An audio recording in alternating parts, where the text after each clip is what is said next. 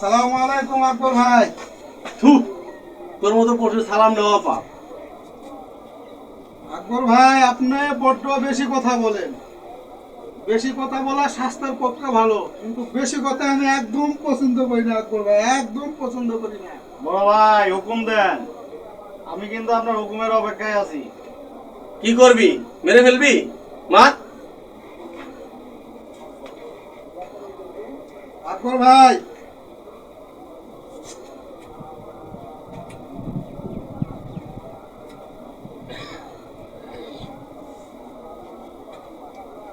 রক্তই যখন রক্ত খায় তখন আমার কি করার আছে আকবর ভাই? আমি আপনাকে কি জন্য মেরে ফেলে দিব?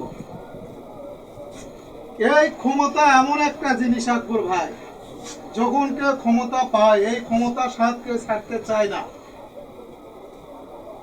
এই ক্ষমতার জন্য পিতা তার সন্তানের রক্ত খেয়েছে, আবার সন্তানও তার পিতার রক্ত পান করেছে। এই ক্ষমতা বড়ই খারাপ জিনিস আকবর ভাই, আপনি ইতিহাস পড়েন নাই? আর এই ক্ষমতার জন্য সবচেয়ে কাছের লোকজন আপন জনেরাই বেইমানি করে আকবর ভাই, আমার কিচ্ছু করার নাই। স্বামী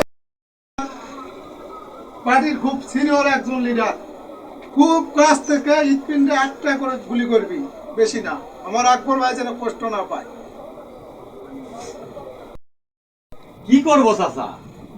ক্ষমতার লোভ তো আমার ভিতরে ঢুকে গেছে। তাই তাই আপনি আপনি যদি বেঁচে থাকেন, আমি তো কোনো পদ পদবি পাবো না। তাই আপনাকে মেরে ফেলতে হবে আমাকে।